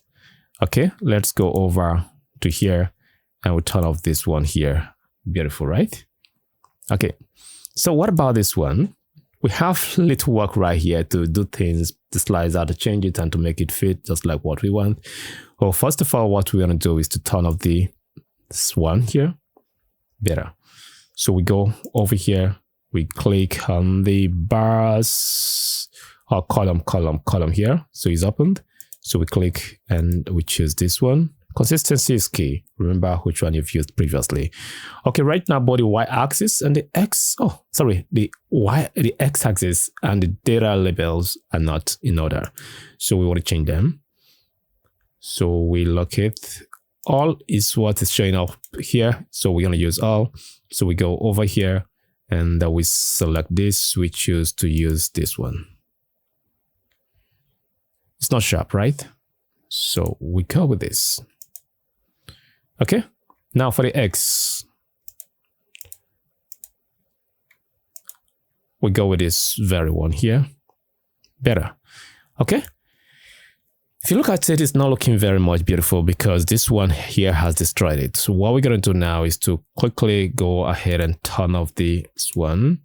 And we go to this particular callout and category value. Was it category? Or callout value right here. And we choose to use something like this. Now this one shows what we have. So let's just click back here and make sure we just move it up a little bit like this. So we can stretch this now to cover up. Do some little shifting. Okay, now we have this slider here. So we want to make this slider beautiful. And we have a new slider that they just popped in some weeks ago. We're going to use that instead of we using the normal traditional slides that they have right here before. So click on this particular part of the visual gallery and let's go straight down and we can choose this very one here. So for the time being, it's not looking anywhere beautiful. So we just have to work on it. So the very first thing we have to do is to go over to, let's go over to here. And we'll take off this. So nothing look cool at all. All right. So the very first thing again after that is to turn off the title. No title. It looks a bit better. All right. So here we have our layout. The layout now, we have the rows and we have the columns. So for the rows, let's some kind of extend it like this. So we have one row. So for the column, you can see if you increase it, so we're going to decrease the column to be just 2 columns because we have 2 of them. So we can now do this now and can stretch it to cover up this particular part, right? So we can just bring it over here.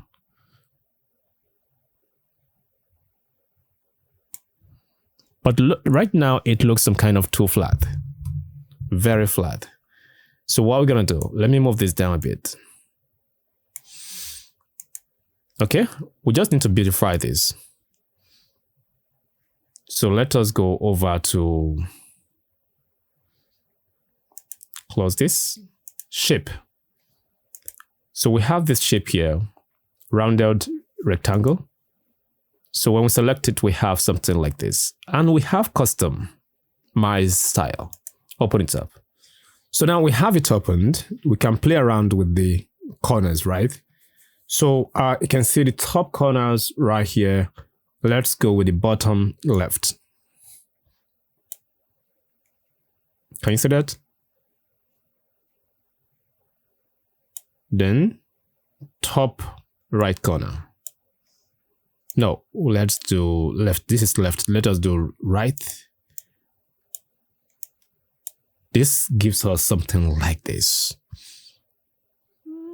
Then I can just do this.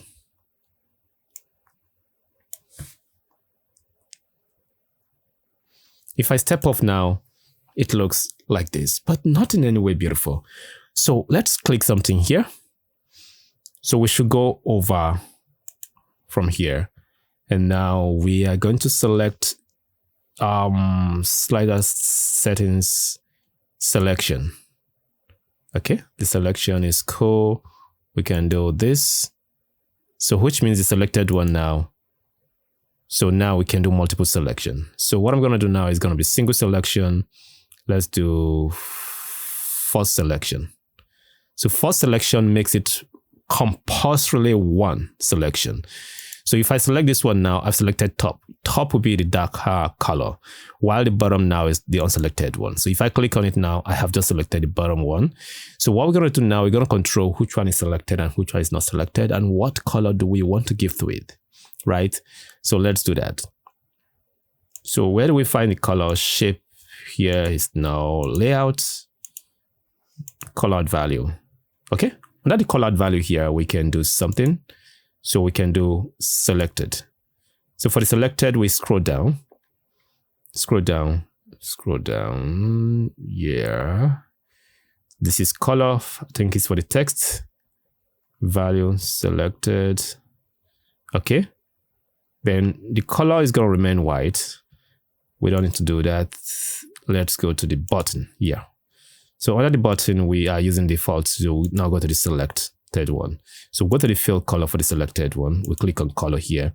We select the same color we have used previously before. Now this very color we have used here, we select it. Right. So once we have done that one, so we can go to this particular default one, which means the unselected one. Now we now choose to use the same color like this one here. This is it, right? So what do we do next? So we have to go to our, call out value here. And the selected one, you can go down and actually make sure you move it to the middle like this, right? And on hover of the selected one, you might want to actually change the font to look like this.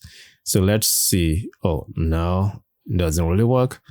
Okay, don't worry. On hover, we can do, is there any reset? We can use reset here. It has reset it back to us. So we don't want to do anything on hover. Instead, we're going to push this to the middle, right? So they're both in the middle right now at default. So now the default one color should gonna be a white color as well. That makes it pop a lot. Something like this look much more better. So this is what we can actually get when you want to design your slicer. And here we click, the selected one is giving you this color. You know which one is a selected one and which one is actually not. You understand? This is it. But things are not looking very much okay right now because this one has not been fixed, right? And we don't have title for anything right now, which we're going to put later after all. So quickly, what we're going to do is to click over here and, over here. And first of all, we turn off the background. That is not enough. At least it took just 1% out of it. So the next thing now, we have to open the value area and start changing things. But before we do that, we must make sure we know the color we are some kind of using to actually get this done is very, very important. So we need to match what? The background color with what? With the color of our, card. Is it card? Oh, that we use table of our table. So what we're going to do now is to go over here. So we choose the background. We can just go with this. Now you can see the background has changed, but unfortunately it does not match the main background we have right here. So what we're going to do now is to actually change it by clicking over here. Then over here, we are using 26272. So 26278. That is what we've used. Something like this. Great. So now the same thing I've done now for this is what I'm going to do for the header. And quickly, I'm going to go for the text and I'm going to use white for the text, and the text now pops. Then we go for the header background. Let's just locate it. We column header. So we go for the background here. So we choose the same thing. That disappears all there for us. So we go over to the text. So we're going to choose this for the text. Okay, the text is not really popping out the way we want it.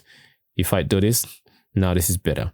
So remember, you can actually change things right here by going over to these more colors, and you control how you see the text. So now this pops. Can you see it now? This pops. So make sure it is some kind of related to these colors you have right here. Don't invent colors that are not here, right? So make sure it is closer to this one. So once you are very much satiated, we are good to go. Here we go, the grid lines here. So we can always, change the grid line color. Oh, I think this particular one, what color is it? I'm trying to get column header. So we've done that. So we do border, I think it's border. So we do borders. This border here, we can make sure we select this one and that border disappeared. So if you want to keep the border and you want the border to do something for you, you can always select something like this. So that will match, your dashboard. All right, ladies and gentlemen, you can see by and by we're able to actually get here. But right now we need to actually bring in all of the headers, right? But before then, if you look at this, it's not settled the way I want it. You can just move things around on your own right here.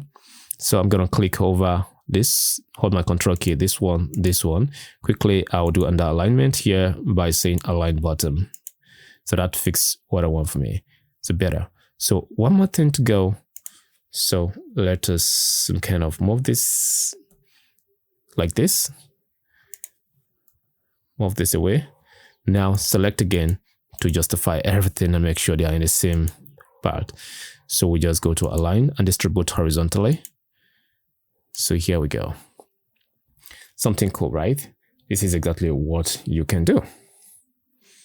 All right, we need to bring in our titles. Okay, we have the titles here and it's making things very much easy to look at. So quickly, now that we have it here, we can adjust it. It's very simple. All you have to do is to insert a card, and I've done that severally in my video. That was why I thought it's not really some kind of much important to do it and waste much of your time. It is something you can do all by yourself. Just go ahead and do it. And the font type I'm using, if I click on it right now, is this particular Comic Sans MS right here, and it's actually set to 14. And this particular part that looks some kind of thick is some kind of on the bold, right? So do that and your life will be very easy. So I can bring this over here while this one's settled around it. So like this.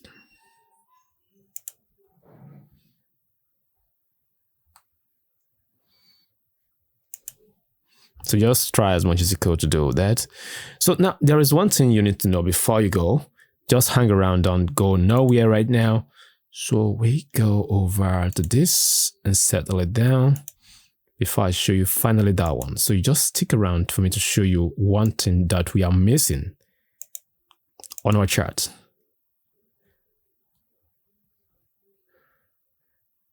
Okay, now we have to add some couple of slicers, right? Some couple of slicers like the slicer for gender and filter for route. And this, before we do that, let us look at this particular chart right here. If you look at this chart, it's not looking in any way beautiful. It is not. So how do we fix just that particular part of beauty that we don't have? So on the y-axis, if you look at it, it's not looking anyway nice. So we would need to fix something about that. So what we're going to do right now is to take another screenshot of this and take it back to PowerPoint and have it fixed, then bring it back right here and everything will look very much okay. Let's do it.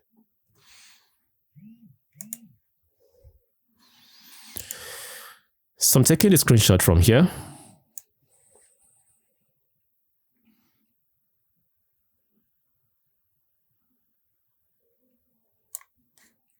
So we're going to save this.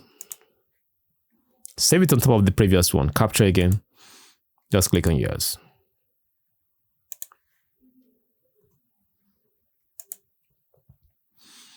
So now we are back to PowerPoint. We are not creating something new, but we are doing this on top of this one. So go over to insert and bring it as a picture. Let's quickly get the capture one. So settle it down right here.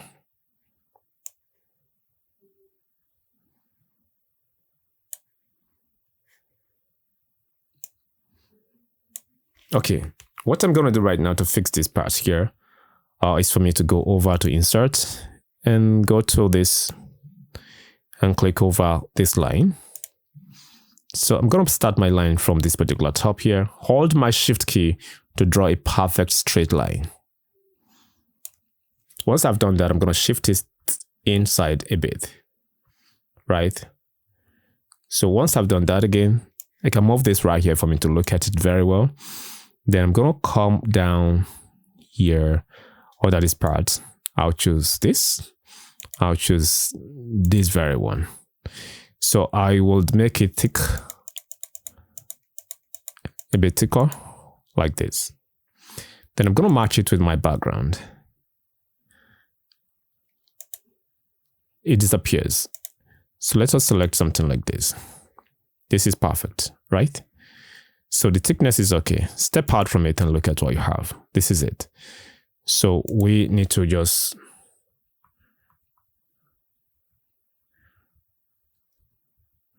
so can you see? Duplicate it and take this one, bring it over here. So how do we affect this? Go over to the height. So you can start reducing the height like this. You get it. So I'm going to move it up a little bit. So when I get to Power BI, I will fix it right there in Power BI. So this is all we just have to fix. Once we are done, we take off this one away from here and we have something like this. Okay, we're going to save it back again. Export. And don't forget we are using JPEG. So this is what it is here. And here we go, just this one. All right, we are back quickly to this part. So we just click over here, we remove this one, and we set it in again. So you look at that now. So we can just manually just go ahead and fix this, take this up, and just take your time to get it fixed. Don't rush it.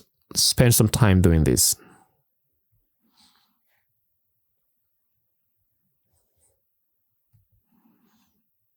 Okay, cool with this. So we have a few things to go. If you look at this particular passenger here, it's not really looking good at all. So I am going to some kind of do this. So this height I have right here, is it height? I don't know.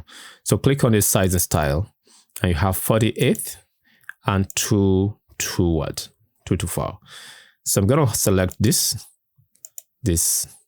and I'll come over here. I'll do 48 here by 224. So I fixed it. So why am I doing that? Just for me to control my format, whatever. Let me show you what I'm talking about. So now I have brought this down. I'm going to bring this down now. So for me to be sure of the alignment properly, if it is done, what I'm going to do, I'll just bring this one down. Take it up a bit. Okay, hold this, go to format, align, and you distribute this one vertically. You get it now. So we have equal alignment for them. You get it now. So once we've done that, we just need to go over here. We can do manual work now. Then you can bring this down. Can shift this down more, shift this one down. Now we go this. Okay, so how do we identify which one is this? If I click over here, it can show me chart for others, right? So what I'll do now is to quickly get this one. I'll just copy this, copy and paste it. I'm going to move it over to here. So just type here orders.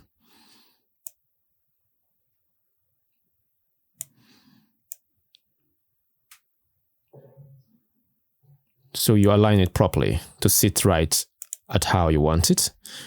So just make sure you move it.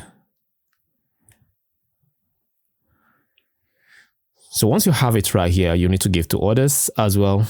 How you got giving orders to orders, crazy. So we can do this.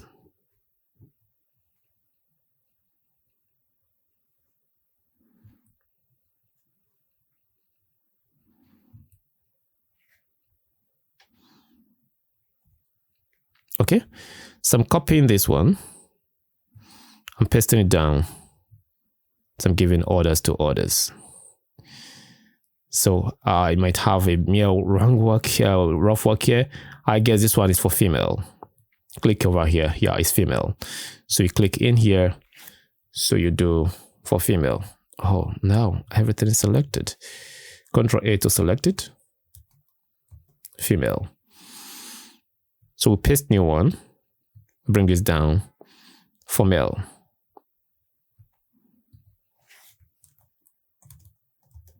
Male. Okay. Now, what else do we want? So I can just get this one duplicated as well. So duplicate it. So we get the duplicated one there. We take off this one here. We quickly go over to the format. We come over here. We reduce it to something like 10. 10 is too mere, it's too little. Let's do 20. 20 looks perfectly cool, but that is much again. So let's do 18. Yeah, 18 seems fine, but it's huge. I can just reduce it. What we're going to have here is percentage, right? So our percentage comes in here. Stretch it a little bit. So we're going to take percentage for orders. So if I type orders chart. So take off that one. Now it's a chart, it's not a percentage. So we're looking for a percentage. So what do? Let us cancel this now and go and look for where we have the percentage writing. PCT is what we did use. So for percentage for, so we have PCT for male, we have for female right here. So what I'm going to do is to just copy and create a new one and just change this one to orders. And that is all you need to do. You don't have to write it again from the scratch. So we've done that before in the previous part of it. So all we have to do now is to paste it in. And here we have orders. I think it's just order. So here we have order. So I hit my enter key. So I have just created my percentage right now. So I can go over here and convert it. Mostly important. So now we have 3 percentages sitting right here for male, female, and order. So it is time for we to get it into our card. So we have it. Let's check it out. So we have this. So we can just move it. So properly settle it down at where you want it. It's your choice. So we need to change the color to match call out this, and let's just use this color. This looks great. So we can copy and we'll bring this down. So we just come over here. This is for female. Once you click on this, click over here and you select the female one. That changes that for you. So you paste in your one and you move it down. So we're going to pick up percentage for male. So we go down and we'll pick for male. Okay. So what happens if we start interacting with this? So things are changing. 50, 51%, 29%, 19%, all of that. So you go by age group. So now this is what you actually have. Very interesting to look at. So nice insight, right? So beautiful. So now can you see it now? This is exactly what it is. So one more thing we need to do right now is to actually add a slicer. I'm going to add a slicer for gender, and I'm going to control this particular gender slicer, not to actually capture this particular part because we don't want it to be filtered. I'm going to show you how to do that. Let's do it. I'm going to use normal slicer. So it's some kind of still have its own use despite that we have a new one. Let us go to demographics here and we click on gender. Our gender is here. So what happens if I filter male gender? So the whole thing here gets filtered, and it's even rendered some of these kind of weird values, right? So what am I going to do? I'll unfilter it, right? So I'll go over to format, then I'll click on edit interactions. So now I can actually uncheck all of this. Uncheck all of this. So which shows that we don't want slider to affect this. Right? So if I select male now, male is not affected. Nothing changes on any of my gender part right here. So I don't want this slider to affect it. That is exactly what I want. But I want it to actually affect others. So it's cool. So now I can just go ahead and remove it. I'm cool with this. So the next thing for me to format this thing here, go over here and choose drop down. So drop down is cool. Can bring it over here. Can just make it a bit smaller. Then for the header, I'll turn it off. So go over to this part here, turn this off. So just make this here, and just set it right here.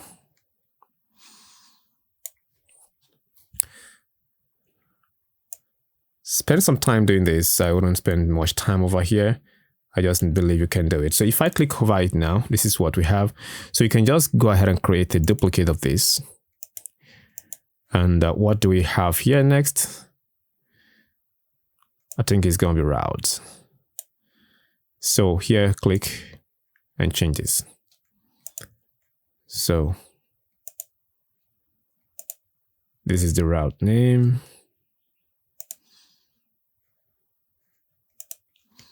So if I select this one and I select here, for example, now it's affecting this particular one. So we have to actually take it off from this one. What you do is to click on the slicer itself over here.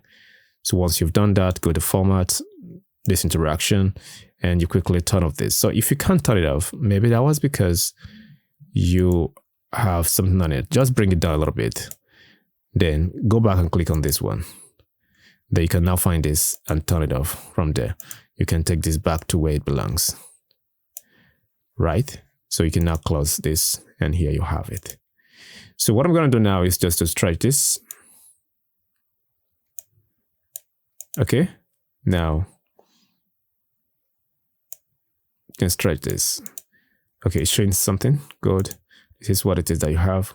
So let us take a look at the original version that we've created before this one.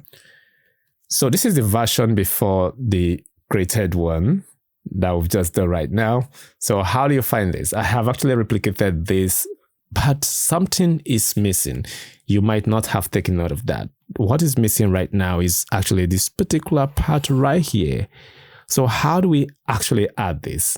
It's very important. So do you need me to add this right now? If you want that, let's go ahead and do it. It's very simple and easy. So we don't have it on the version we've created. So we might want to add this. So seriously, let's do it. So right now we are here, back here. I'll go to insert pictures. I will click on this one. I'll bring it back here. So settle it down here. So what I'm going to do now is just to go over here, click on this and click over here. So just drag this down to this level.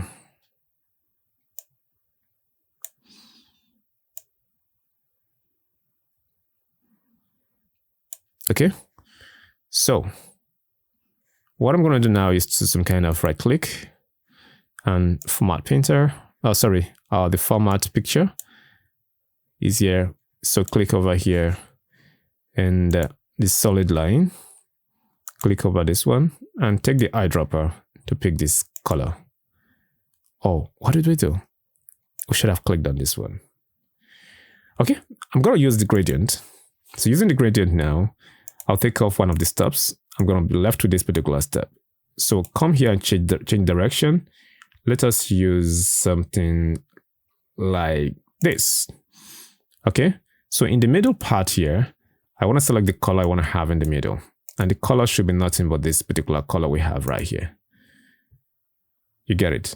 So for this one, we can actually move this one to 100% transparency. Then let's come to the line aspect here. For the line aspect, we have none of the line. There is no line for it. So if I step off now, we have something like this, right? So here we go. So we can decide to just do this. And just move this right here. So once we have this now, I'm gonna just click on this one. And okay, I think what I'll do is just for me to just duplicate it and have this one over here. Let's just close this one for the time being. This and this. So we can settle this one right here. Move this a bit. Okay. So select this, and go over here, align button. So let's just move this one away. So we now have this. I'm going to click on this one, and clicking on it now, before I even do that, I would love to click on every one of these. And just bring it down a bit. So you can spend some time doing this formatting. So now bring this one to front. Can you see how we got this effect created? Something is missing. Ctrl Z. So let us click on this, and this one. So let's go back to format object. So this right here, click on it. Let's go down, select this one, and select this color. You can see that. Select the same one now. Select this color. So with that selected, move this back. Move this back. You get it now. So everything should be on 100%, including this one, 100%. Exclude this one, that should be on normal percentage. So let us go ahead and try to see what we have done, if it actually had any effect than the previous one. Bring to front. So we have just gotten it rightly the way it should be. This is what it is. So the next thing now is to just go ahead and export, just like the previous one, JPEG. Then we click on this, and just this one.